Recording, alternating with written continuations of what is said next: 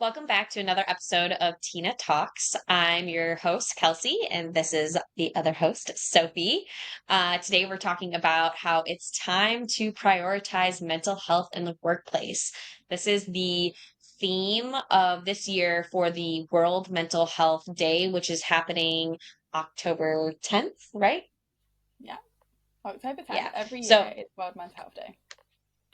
Yeah, October 10th, every day, every year.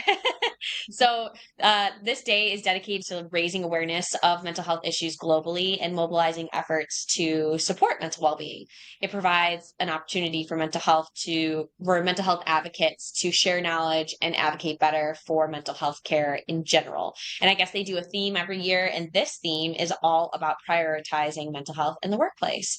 And I don't know about you guys, but I think the world is burnt out. For sure. And I think a lot of it has to do with the structure around employment and how people are functioning on a day-to-day basis because employed adults spend more time working than any other activity during their waking hours. And although, right, we need to make a livelihood, we have to have a source of income, work doesn't always provide the other things we need in life, which is around like meaning, purpose, and joy. A lot of people's work falls short of this. And so it's failing to enhance our lives. Work is failing to enhance our lives and it's detracting from our mental health and well-being in ways that result in like excessive distress and mental illnesses. Yeah, exactly. I mean, I don't know about you, but I've had some pretty traumatic experiences in the workplace, I won't lie. Yeah, I mean, we can talk through like some of our own experiences in the workplace, but I would say there's one big factor for me. I am obviously a self-employed person. I've started two businesses in the past 4 years, and there's a reason for that because I did not do well mentally in the workplace. I just didn't get on with it. I worked in a corporate fashion environment for 11 years in different companies, and I was facing the same problem over and over again.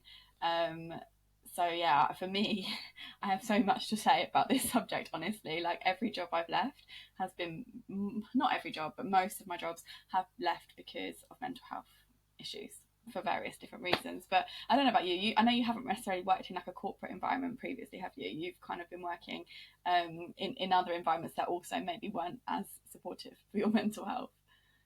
Yeah, I mean, so I have worked in Oh, you corporate-esque have. environments. So yeah, I've worked in a law office for a period of time. I've worked in nursing administration offices.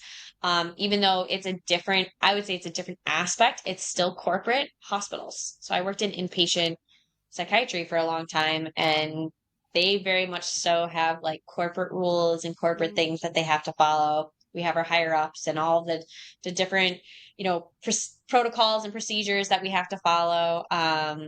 And then ironically, working in the mental health field, it's not very supportive of your mental health. That's surprising, Um, actually. yeah, right. Quite surprising. You'd think we would practice what we preach, but a lot of people don't.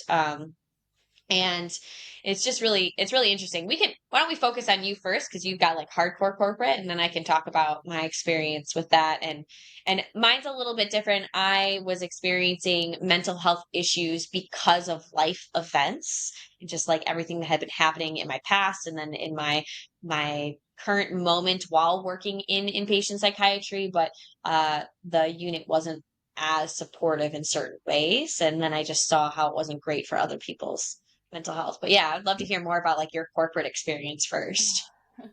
Yeah, I mean, where do we even begin? To give context, I worked in the fashion industry for 11 years. And everyone always asks me, what's the fashion industry like to work in? And I'd say, have you seen the film Devil Wears Prada? Because although it's not necessarily like an accurate representation of exactly what goes on, I worked for luxury and premium brands. There is an element of that kind of, what's the word? Like, I'm better than you vibe when you are working with those kind of luxury brands. And for me, I just fell into those brands. I never really like aspired to work for luxury fashion brands. I always wanted to work in fashion ever since I was at school. Like that was kind of something that I wanted to do, but I never aspired to go and work for like the Burberry, the Ralph Lauren's, the Kate Spades of the world. Like I just wanted to work in fashion. I liked clothes, I liked accessories. But then I naturally just fell into this career path.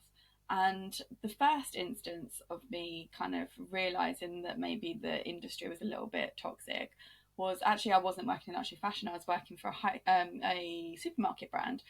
In my first ever job in buying, I was working at Tesco's, and I worked in the head office and I was doing buyer's admin for them. And my first experience, so I was only a temp. I was a temporary buyer's admin assistant, and I then wanted to apply for like a full time job. And they were like, well, you can't apply. And I was like, well, why? And they were like, because you don't have a degree. So I was like, okay, interesting. So that really kind of like the first instant that I saw, like, oh, there's discriminating against me because I don't have a degree.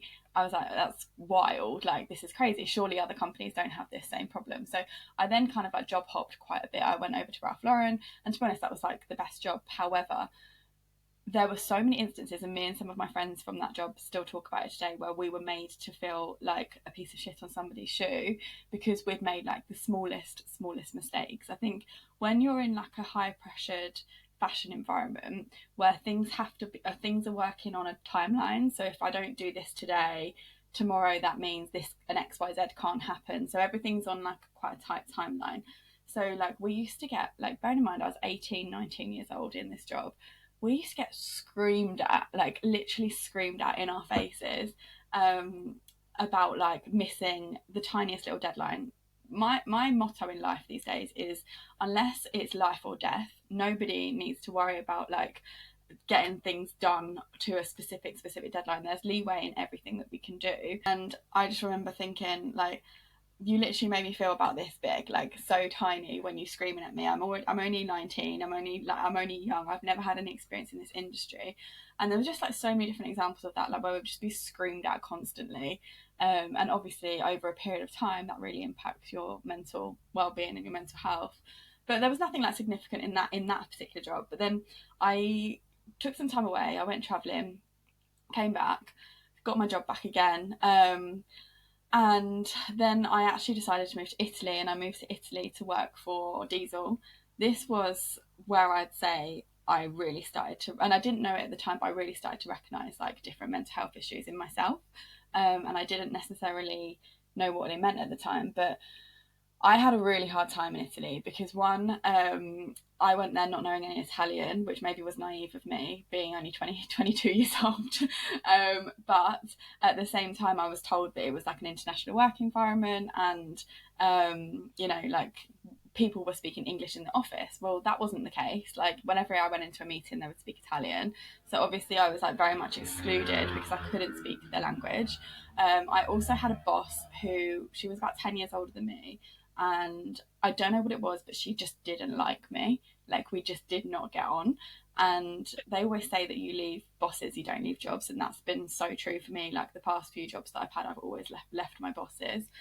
And in that particular experience, like, I had so much toxic negativity. Like, this woman would just scream at me in the office to tell me to do things like that. In my experience, I've always had like really like people just shout at you to do things, which obviously isn't good for your mental health or like your just general state of being, because it puts you on alert, and then you get defensive, and then slowly you start to deteriorate in your attitude towards work.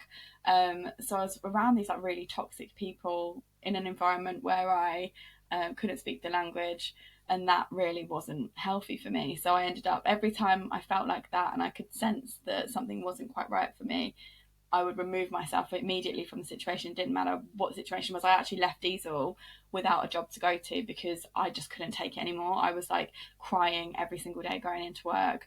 I actually just stopped going to work for a period of time because I couldn't go anymore. Like, it was just so miserable.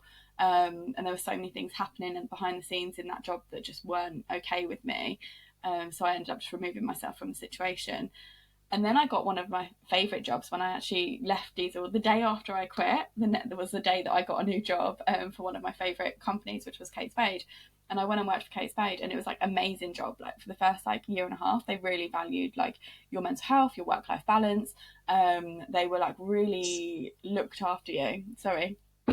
So when you say they valued your mental health and your work-life balance, what did they do that actually put that in practice. Yeah, like we had like very good benefits. We had like private healthcare which had mental health care, and they encouraged you to use it. It wasn't like, oh, this is your under the radar like Mm-hmm. healthcare. It's like, no, if you're feeling something, go and do it. Every Monday morning we had like a it was optional, but instead of like working, you'd have like it was called like eat cake for breakfast, like chat time. So at 10 a.m. every Monday, like obviously Mondays are a stressful day anyway when a corporate job environment, particularly in my job, because it was the day where I would have to download all of my data and do all of my Mm-hmm. analysis and get it on someone's desk by a certain time. So it was a stressful day, but we were able to take like an hour out of our morning on a Monday to eliminate some stress and just have a catch up and chat about our weekends. Like it was just like a really not easy, nice thing for somebody to do. Bear in mind, this is Mm-hmm. like 6 years ago now, right? So like mental health wasn't also a topic of conversation. So Yeah. it wasn't like anything that's probably happening now, but there were definitely we had kind of regular catch ups with our managers, and like they were like really trying to like coax out anything that might have like been affecting us personally, and like really try and support us in everything that we were doing. However, Mm-hmm. things went downhill when we got bought out by another company, and we went through like a company acquisition, and I then got a new manager, and this woman, I don't even know how to describe her. She was the most vile person I've ever worked with in my life. And I actually was going through like a breakup, and like when I actually had my mental breakdown back in 2018, I was struggling with like very severe depression, very severe anxiety, panic attacks like daily. And I went to this woman and I said to her, my new boss, I was like, I'm not okay. Like I need some time to like figure some stuff out. And she was like, we all have problems, Sophie. And I remember that so clearly. And I was just like, how dare you? Like, how dare you disregard my feelings like that? So it was from that second that I was like, I'm not working here anymore. Um, and then I went on to another job, which was just as toxic. I had some very toxic experiences with bosses, and a lot of manipulation happens. And the whole hierarchy situation in corporate jobs, I just think it's like such a waste of time. Like, I just Yeah. think it's so like, I don't know what the word is, but I found it like everyone was playing a game when it comes to like the hierarchy and the office Mm-hmm. politics. It's like you're playing Monopoly, and whoever and someone needs to win. That's the only way I can describe it. And it was so detrimental. I remember going to every day that I worked for Burberry, I woke up with that severe anxiety, and it took me a really long time to get over that. And also, I was a manager at Burberry, but I was also very young to be a manager. I think I was only 27, 28, and most managers were like 35. So Mm-hmm. there was an extra element for me that had this pressure of being young in the workplace with a like really senior title, and it meant that I was unable to really make solid friends at work because no one really wanted to be friends with the manager. Do you know? Like it Right. was kind of like, oh, you're a step above us. We don't really trust you, kind of thing. Even though I Mm-hmm. was completely normal, there was an element of that as well. So all of my working experiences, to be honest, were not healthy for my mental health at all. And this is a span of 11 years. So it was very detrimental for me. And like every time I left a job, I just felt like, oh yeah, I've got a new lease of life. I can go to this new one and like try again. And I started to think, is this me? Am I the problem here? And the reality is, yes, I was the problem because I wasn't listening to like my the things that were happening to me, and actually that work environment just generally wasn't right for me. Mm-hmm. Like I am very much a leader in things that I do. I like to make decisions. I like to my one of my like um, big things in life is that I want to be free and have freedom, and like that's a big Mm-hmm. thing for me. And you don't get that in a corporate work environment. It took me 11 years, well, actually longer than that, because it took me until I started my own business and traveling the world and stuff, to realize that that environment was just not okay for me, and like I didn't fit Yeah. into this box. I didn't fit into the politics. I didn't want to participate in the game. Like I didn't fit there. And it wasn't Yeah. until I've removed myself and done quite a lot of self-development work that I've realized that that just wasn't right for me. But I would contribute quite a lot of my mental health issues with all of those experiences, because for such a I was really young to do the job that I was doing. And Mm-hmm. I think that that actually had quite, like when Disney kids, they're thrown out into the world, right? They're thrown out Yeah. really young, and they have to deal with a lot of shit quite young. I think I felt like that in my workplace because I didn't have that. I kind of went from 0 to 100 very quickly, and I never really kind of got the training and the support that allowed me to do that. So yeah, I would Yeah. contribute most of my mental health issues to the workplace, unfortunately. Yeah. I mean, I do think that your story probably will resonate with a lot of people because I think that's the common experience with like corporate, right? Like how you're Yeah, treated by higher ups and lack of support, lack of training, no consideration around like wellness and needs. The fact that you got a little bit of that at Kate Spade is wild for like 6 years ago because it's only now, I think, becoming really prevalent, especially yeah, post COVID. I think COVID really shook things up. Like people had to stay at home, people had to work from home. And so it was a whole new view. Like corporate businesses were forced into a position that if they wanted to keep running, they had to allow their workers to work from home.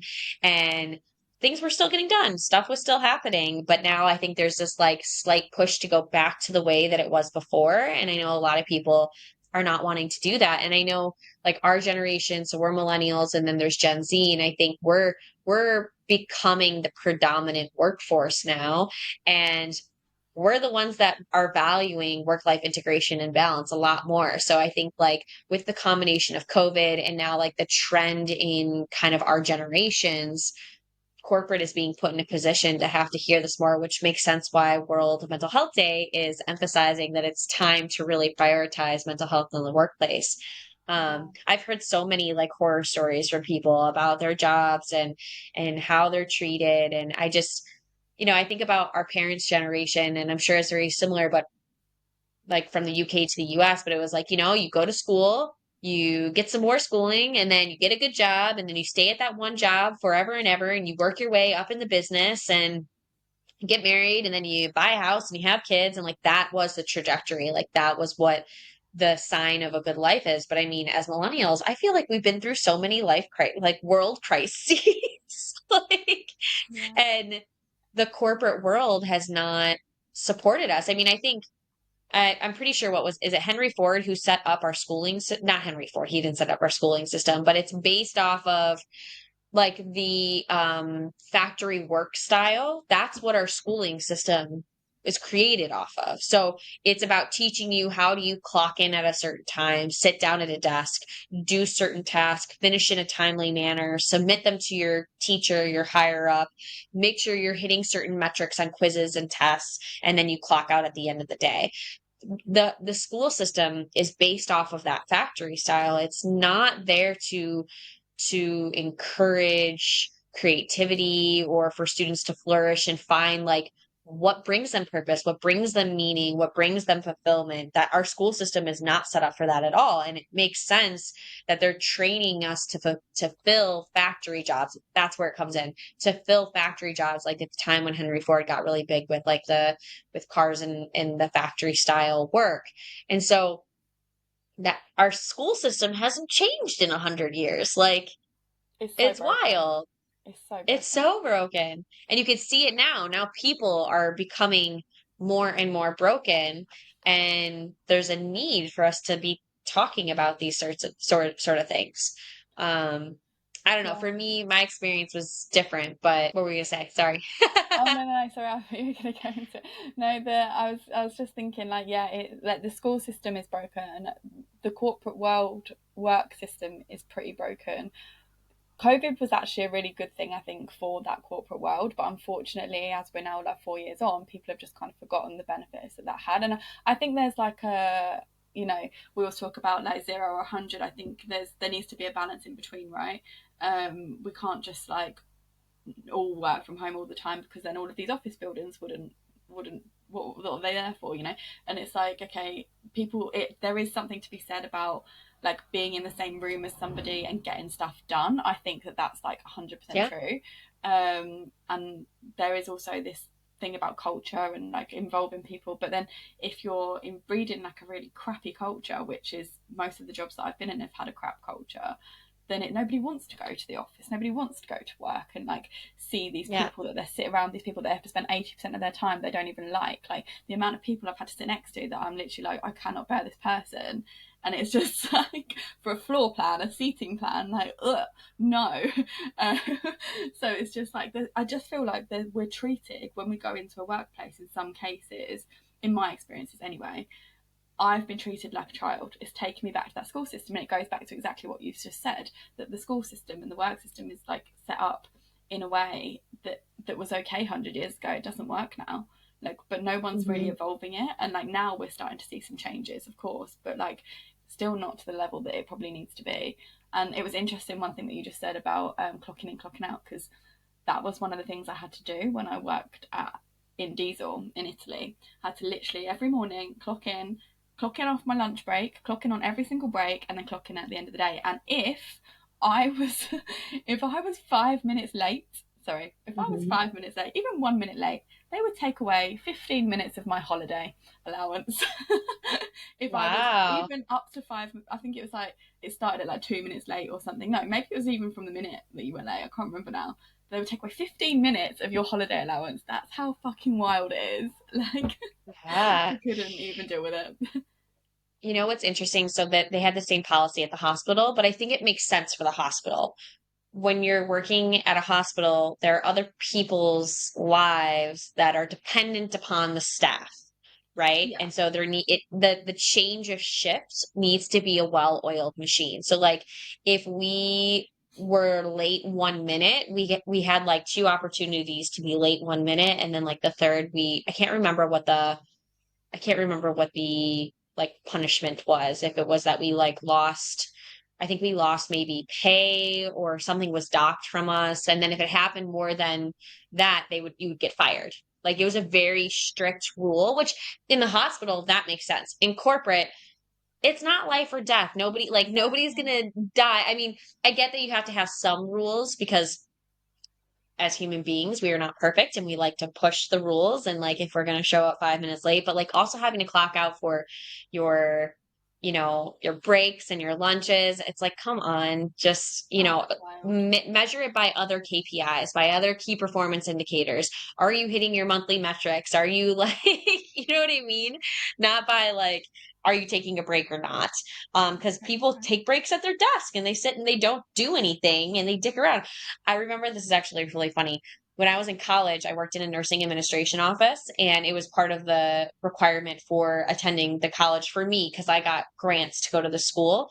And and I would work and I would go every morning before I started my classes. So I'd be there at like 7, 8 a.m. And then sometimes I'd be back in the afternoon. But sometimes the work that I was doing, it was very like it was data input process based sort of stuff. And so sometimes like I would cruise through it and I'd have music and I'd be in my own little office and I'd be doing it. And then other times I'd be so tired, I would literally prop myself up where I'd be like this with my head against my thing, with my hands on the screen, and then I would nap. I would nap for minutes. Love that. And then like if I heard someone coming, I'd be like, I just start typing. But you said that that particular job that you worked in inpatient psychology, you said that it's interesting because that they don't necessarily support your mental Oh, health. So talk us through a little bit about that. yeah. So I think the biggest thing, and let me give this caveat. So I worked with a team of mental health providers, behavioral specialists, and all that. So my team, the people I worked with, fantastic. If I was having an issue and I needed to talk to somebody, I had a plethora of people to talk to, and that was not a problem. The problem was when I needed a mental health day or like I needed time off because my dad passed and like more leniency and things like that and like knowing that I could take a day if I wasn't sick but I needed a mental health day and that it wasn't going to hurt my holiday fund or decrease my pay, things like that affect my insurance. And so the biggest thing that stuck with me was when I started the job, I was working point 0.5, which means I was working 5 shifts every 2 weeks. So I was part time. I got insurance. I would say the sweet spot for working in a hospital is point 0.6. You're working, let's just say, 3 shifts a week. fantastic. That I could do no problem. As I continued to develop my skills and I was paying off my loans for school and then I was saving to go travel, I ended up working 1.0, which is full time. And then I was doing a lot of overtime. So, where I would see the problem start to creep in is like you don't want to leave your team hanging. And so, someone would call in sick or be late or something would happen. We wouldn't have the staff to cover. So, there wasn't enough staff, and so then you were putting in extra time. Don't get me wrong, the time and a half was great money, great pay, and that was helpful for me paying off my loans. But now I was overworking a significant amount. And there's no benefit that comes to that other than the pay. There's no like, oh, you get an extra mental health day in the back end of this if you ever need it. There's none of that. And so it was just because hospitals are notoriously known for being understaffed. Um, it doesn't set up for one, a less stressful work environment. So if you're working understaffed, now you're stressed on your shift. Now there's like a pressure from higher ups to like, hey, can you stay longer? Can you stay a few hours? Can you stay for a whole nother shift? And if you've already worked like a full night shift into a day shift, it's hard. Also, you're required to do night shift training, which, like, for me, I don't function well when I don't sleep. That's like one of the biggest things for my mental health. There are some people who worked on a unit who they were on night shift for 10 plus years. Like, they loved night shift. That was their jam. And that's great. That worked for them. But I don't think for a lot of people that does work. And I think it kind of sets you up for failure, especially if you're prone to things like depression and anxiety. Sleep is like a number one trigger, like sleep issues is a trigger for that. So it was just little things like that that like built up and was not supportive. And then the biggest thing that stuck with me was so I had been there, I think I was still within the 90-day training period of being hired, and you're not allowed to miss a single day during the 90-day training period when you're first starting. You're not allowed to miss a day. My dad was really, really sick.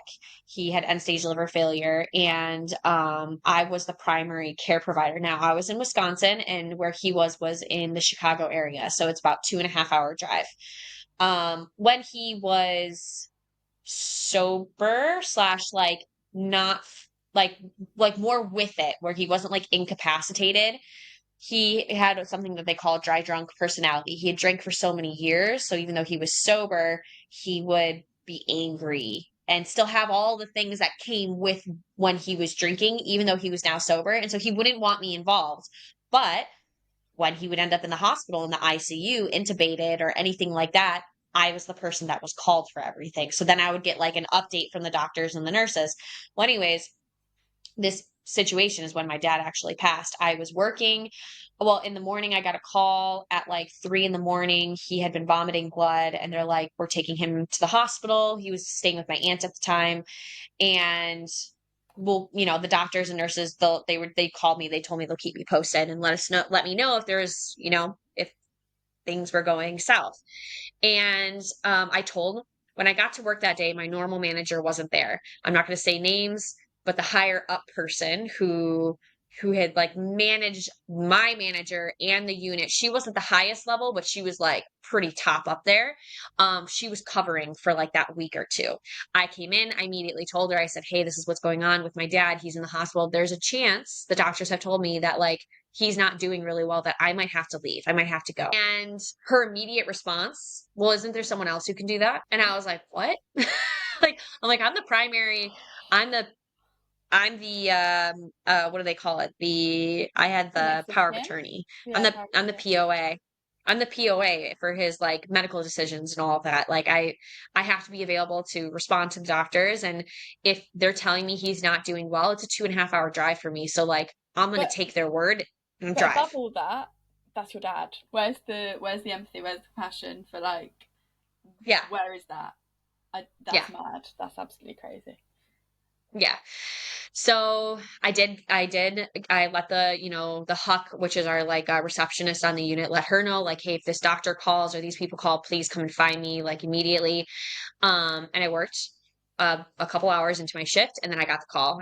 They're like, he's not doing well. You need to get here. And so I drove. I like told her, I'm like, I'm gonna go. I'm so sorry. I know I'm in my training period, but like I have to go. And so I left, and then I was there, and I would probably say like within that 24-48 period is when he passed. So I got there, I was there, I think was it one full night and then one more day and a night. And I think my I didn't have a shift. So like I didn't have to worry about like not going into work. I did have another shift that I was gonna miss, and I like scrambled to find someone to cover for me. And then I called the higher up, and I was like, hey, I can't find anybody to cover for me. Like, but I can't leave the hospital right now. And she gave me pushback on it. And I was like, I'm sorry, I can't leave the hospital. And they ended up finding someone, like, thank God. And then he died. And I was sad. I was grieving. I was depressed. So I was already in therapy, and had been diagnosed with like moderate depression that I was experiencing, but it tipped me over. When my dad died, that was the tipping point where I started having intrusive suicidal thoughts. Like that, it like flooded. And I was miserable. And I don't know how many days, like I can't remember how many days they typically give you when someone passes, but I asked for a few extra days, and she told me no. I was like, I'm not doing well. I'm struggling. Like my dad just died. I'm the one that has to like and mind you, I'm 24 years old. So 24, and that's pretty young. I mean, I'm just post college, and my main parent who cared for me for most of my life, despite the trauma and the things that came with it, I felt like the only person who ever gave a fuck about me in my life died. So it was hard. And I asked for more time. She wouldn't give it to me. I was like, I'm struggling, and blah, blah, blah. I'm not having a hard time. And so I did proceed to go back to work at some point, and I couldn't keep my shit together. I would have to excuse myself from group therapy sessions because I wanted to start crying. Like I wasn't being the stable support that my patients needed. And so I'd like go into the bathroom off unit and cry for 15 minutes, and then come back to work and be like, okay, I'm here. And like try to explain to my manager and things. And I did go to my primary care. I did let him know. And I let those close to me know what was going on. I'm like really struggling. Let my therapist know I'm having intrusive suicidal thoughts. I don't want to act on anything, but what was always helpful for me in the past was going to work, was being around people, and that was no longer helping me. And I got zero support from my job on that. Mm. And like, we're literally the place that people go when they start to crumble. Yeah. So it's just a very odd experience. My actual manager was very supportive when they came back, but um, it was just very different. And so I don't know. I think it's good that World Mental Health Day is advocating for prioritization of mental health in the workplace. Hospitals, like high pressure places, also like with everything in COVID, people treat hospital staff horrible. Horrible. I'm talking, and I get that people are there on the worst day of their lives, and they're not feeling well, and all those things, but people are nasty. They're mean. And then it's even more so when it comes with mental health, because they have poor boundaries and poor communication. And so it's just like friendly reminder, guys, treat your hospital staff, treat your, care providers nicely, treat your workers nicely. Right. In the US these days, we've got, poor gun control. So you never know when someone's going to come and shoot up. Like, it's Wow. just, it all kind of comes together in one big bubble of chaos and mess. And I think that the root of it is that we need to be more caring and understanding about people's mental well-being. Yeah, but I guess that comes from like, so I was just thinking like what you just said there around, you know, the, you weren't given the support you needed at work, and I think so much of Hmm. that comes from like a lack of emotional training, a lack of like training on like how to interact with people, how to communicate with people, because I think I do believe in some cases, and this is not excusing anyone's poor behaviour when it comes to dealing with somebody with mental health issues or going through grief or Yeah. whatever. They just don't have a clue. how to react to the situation. And that comes, if we look at the root cause of them not knowing, that's because schools didn't teach us properly. That's because when you go into a job, that's not something you're trained on. You're trained on how to do the logistics of the day-to-day job, but you're not trained on how to deal with people and how to communicate with people, particularly not if you're an entry level role. But that's when you go into like management roles, you really do need to know these things if you're going to be managing people. I will say this about one of my jobs. So when I was working at Burberry, um, I, like I say, I was as quite a high up manager, and I did have a lot of my focus was no longer on the day to day work. It was very much focused on like me developing my team. And I will say one thing about that is that they really did encourage me to like step up for my team and like learn how to communicate and learn how to like navigate different complexities and issues within the team. So that was one kind of thing that I definitely did learn from that experience, regardless of how toxic it was. But I think the problem, exactly how you've just described it, is that they weren't trained. Like there's no like process, or they were maybe, because you are working in mental health inpatient psychiatry. Yeah, so I agree with you for the most part with all of that. I think 95% of jobs, corporations, that is the issue, is that it's I would say that's like 80% of the issue. Managers, higher ups, they're not taught emotional intellect, emotional and wellness and support. They're not taught those things. I would say the case in my job, it wasn't that they weren't taught. Like that higher up, the one that gave me all that pushback, she used to work as a nurse on the unit. And don't get me wrong, there are some people who shouldn't be in roles that somehow found themselves in a role. And from what I heard back in the day, she was great with patients, but she was a pain in the butt to work with as like a coworker. And I think what the issue was in this case is that it was the policies and the higher up expectations that were coming down to make the hospital money, Yeah, which I get that a business has to run and a business has to make money, but I think it was so much so in a way that it removed the people factor that made their business run, and they were ignoring what their business was running on and how they could better support their team and their staff. And so I don't think it was that there was like and I think that this person, she got so high up, there was a lot of demands and a lot of like perks to meeting certain metrics, doing certain things, and lost sight of the people that she was running, and was disconnected from it. And so it was like, this isn't my problem. You have to be here based on our policy in order to, you know, achieve what yeah, we want to achieve in the hospital. And so I do think it comes from high level, expectation and policy. I yeah, think it's a huge component to it. And then now stack that on top of really poor well-being and mental health training for team, for managers, for all of that. yeah. Um, I agree with that, and a lot of it does come down to policy. A lot of it comes down to money, unfortunately, and businesses. I think in some cases, like people are like the lowest priority, even though people are what makes you the money and what keeps your business running. Just thinking back to kind of what you're saying about policy there. I when I was working for Diesel in Italy, like I said, I really didn't get on my boss to the point where she was kind of like bullying me out of the company. And I went to like higher up people. I went up to like the highest that I could possibly go, and basically I could have easily walked away from my job at Diesel, but like I couldn't, because I had given there was a few complexities. I'd been given a relocation package to move to Italy, and it was a chunk of money, and I'd been misled into, basically they when they translated my contract from Italian to English, it wasn't translated properly. So in my copy of the thing that I could read, it was basically saying you have to pay back the money that you received. Well, in the Italian version, it says you have to pay the money back that you received before tax. So I got taxed 50% on that. So let's say I got given 15 grand, I got 7.5 after tax, because tax in Italy is quite high.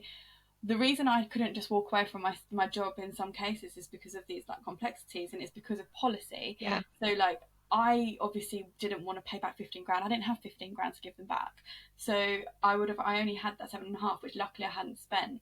But I was going to the higher up people and saying, look, I'm being bullied out of my job right here. Like, this woman hates me. It's impossible for me to work with her. How are you allowing me to just stay in this position? I'm literally 23 years old. Like, I want to go back to I Yeah. want to go home. Like, I can't deal with this anymore. It's too much. And I was literally going to these people, and they're like, well, okay, yeah, but you've got to pay back 15 grand. I'm like, how are you allowed, like, because of policy, you're allowing my mental health to suffer in this job and stay in something that I clearly Yeah. don't want to be here. I'm not doing good work here. Because obviously when you're Right. struggling with your mental health anyway, your You're, work deteriorates. But even more so when you're not getting yeah. support from it, because you're like, well, why the fuck would I stay here? Um, Yeah. and then it's all just comes down to this policy.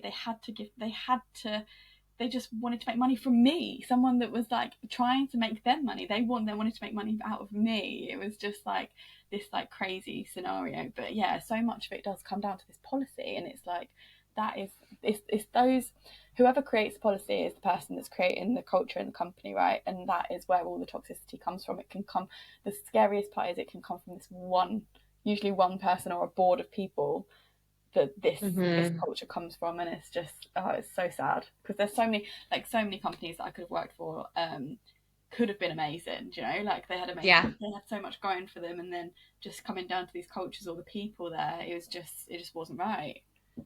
Yeah. And I think you hit the nail on the head with like, why why wouldn't you support your workers in this way? Because then they'll be more productive, they'll be more efficient, they'll be more effective. Like Yeah, when they are struggling, they are none of those things, and it's a waste on your time and your dime. Like it makes zero sense. So I know you and I could probably go on forever about like our personal woes with it, but I think maybe we should talk a little bit about like what does, right, how can we actually better prioritize mental health in the workplace? I know there's like kind of lots of new things that are popping up.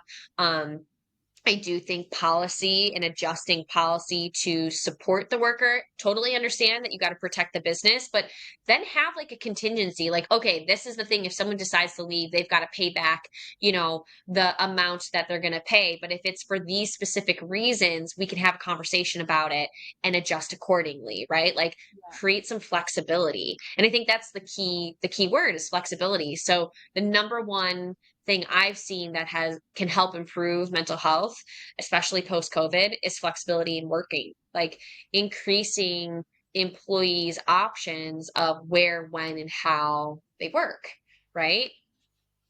I yeah, mean, definitely.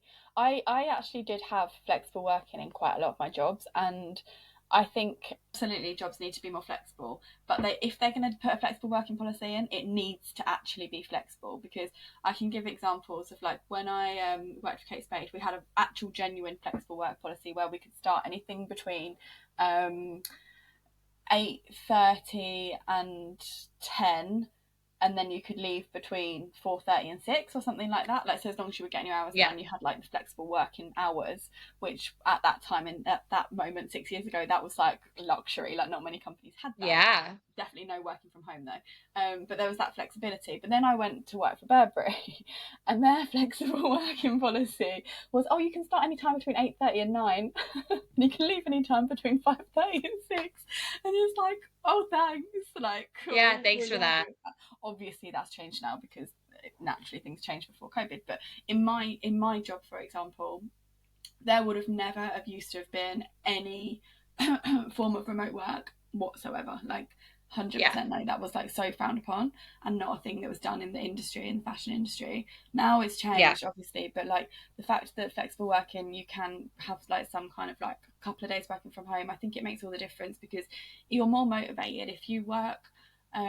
Obviously it's nice to go in and spend time with your team and stuff like that, but if you yep, can at least have like one day back where you are in control of your time. And this goes back to what I said earlier around like we're treated like children in the workplace. If you yeah, can't have that flexible working, it's like, well, why don't you trust me to get my shit done in the time that you're giving me to get it done? Like, does it make a yeah, difference if I work 8 till 5, or does it make a difference if I work 10 till 6? Like, it does not matter. It doesn't matter if I'm working over here. It doesn't matter if I'm working over there, as long as I'm getting the stuff done. And I think that right. policies coming in around flexible working and being able to work from wherever you want is really good actually. Hmm.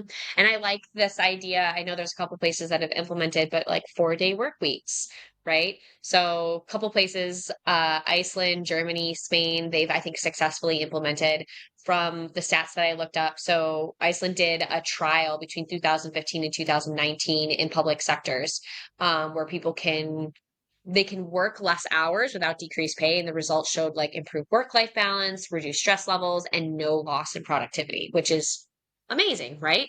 Um, then I think in some German companies, they've done like um, agreements that allowed for reduced working hours, including the option for a 4-day work week, which has proven to work really well.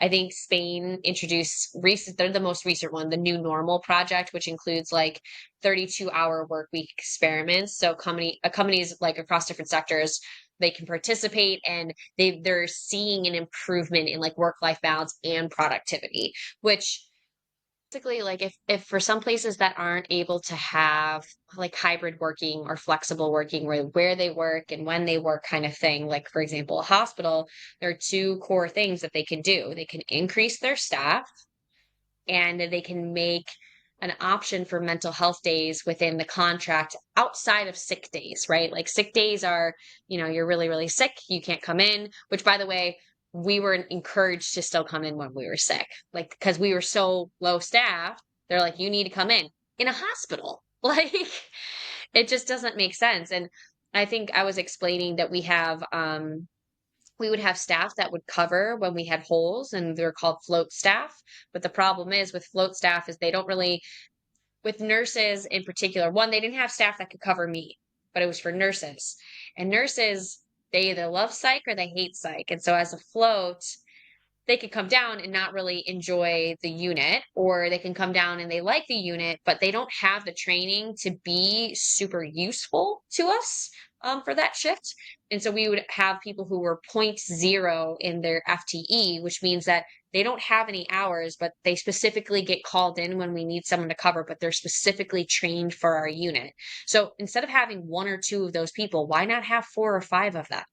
Right? You're not paying them. I think you might be paying them a low base, or someone who specifically wants that flexibility to just come in whenever and they have to cover, you know, 5 shifts a year. Like you could put in something like that. That's suffices. Um, so yeah, I think there's options for both places, like corporate, regular office jobs, where there's flexibility to work from home, to not work from home in their hours, that kind of thing, versus where places you can't have that flexibility, provide more support with more workers, and include additional days that are mental health days that they can take if needed. And I know there's other things that, like, I think right now the US is trying to implement things like employee assistant programs, which are like they offer confidential counseling services and referrals to mental health professionals, kind of like you said, where it was included in your insurance for private mental health support, which, and then it was encouraged to utilize it. I think another really great thing to foster more open communication around that is, one, train your managers in wellness and mental well-being, mental health. Research shows that leaders who have had just 3 hours of mental health awareness training report improved attitudes about mental health and higher motivation to promote it at work, which is what you ideally want to see. But you can provide programs also for like like body movement or mindfulness programs where there's discounts that people can access if they want, or there's in-house free programs. Hey, we offer 30-minute mindfulness meditation every day of the week at different times. Come join if you can, if you can't. Like, right? Make it available to people to get their toes wet and start to see what they can do to better manage their mental health. Not only provide mental health training for managers, provide it for your staff. Like, this is kind of the whole point of why we created TINAH, is because it's still stigmatized. Mental health issues are stigmatized. People don't talk about it. There's not enough awareness and education around it. You can provide that within the field, and I bet you any money that providing these things will it'll increase like positive emotions and feelings at work, which in turn increases like efficiency, effectiveness, overall productivity, and your bottom line for money. Yeah, 100%. I think in the UK it's quite similar, where at the moment I know a lot of businesses are implementing like mental health first ADAs, I think it's called. And it's Cool. like, you know, when I worked in the corporate world, I was encouraged to train as a first aider for like physical emergencies, right? So I did. I actually found the certificate really randomly yesterday, where I was like 2017 first aider was certified. But that's not being done enough for mental health. So it's really hard for people to understand like the symptoms, to like see it, what's happening in their employees or their team or whatever. Whereas if you could spot it straight away, like when I had, like, I literally used to cry every day at work and have panic attacks in the bathroom. My friends that were close to me at work knew that was happening, but my leaders just didn't recognize it. They didn't spot it. Instead, they told me like things like, "Oh, everyone has problems, Sophie." Like, you know, if people were actually kind of trained to spot symptoms and recognize behaviors and things like that, and actually understand like employee wellness and mental health, I think it would be make such a big difference. But like you say, staff and leaders should be trained. Yeah. And also, I think another thing that could like just be quite easy to implement is open communication and laying out expectations more clearly, because I think from my own personal experiences, so much stress, worry, and concern in the workplace has always come from like not really understanding the other person's expectations of me, in which case I then either don't perform and then I get shitty feedback, or I'm like overperforming but then they don't really care like about the work that I've done, in which case again that leads me to feel like a bit like questioning my worth in the workplace. Yeah. And I think that that's something that can be so easily fixed, is to like improve our communication, improve our like laying out of expectations of like work setting in a workplace. Because if you have more clarity on something, if you're more aware of something, the less kind of stress it causes on somebody, and then therefore everything else kind of also like falls into place. Obviously there's still other things that can crop up, but it does help lay that like neutral playing field It to prevent empowers all you this. to do something about it. Yeah, exactly. Yeah. And it would allow people as well, if they were struggling, to come forward a bit more easily as well. And if you've got that open line of communication with your boss or with your team member, whoever it might be, you're more inclined to say, I'm struggling with XYZ, in which case they Yeah. can then help you. Yeah. Because that, I Yeah. think, is another thing that is also an issue as part of this, is that exactly what you just said, it is stigmatized. And when we did our research for TINAH right at the beginning, I think it was over 60% of people that we interviewed said that they were not comfortable talking about mental health, in which case they're definitely not comfortable talking about it in a workplace. If you can't Oh, even yeah. talk about it with your friends and your family, you're probably even less likely to talk about it at work. And I think having conversations like this and openly talking about things that have happened, and offering that like open forum space, is really beneficial in a workplace, because it will help people feel more comfortable to say that something's wrong for them. Yeah. 100%. Well, I think on that note, We'll have to do a whole other episode on self-employment, because that's a whole other thing, like we were talking right? about earlier. Oh yeah, coming. Yeah. I mean, there's, now we are the policymakers. We are the managers. We are the Of bosses. ourselves.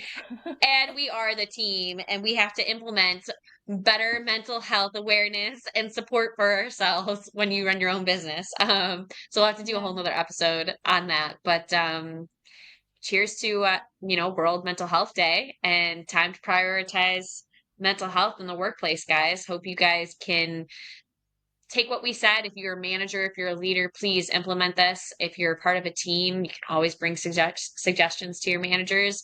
A voice, squeaky wheel always gets the oil. So speak up and know that you've got support behind you.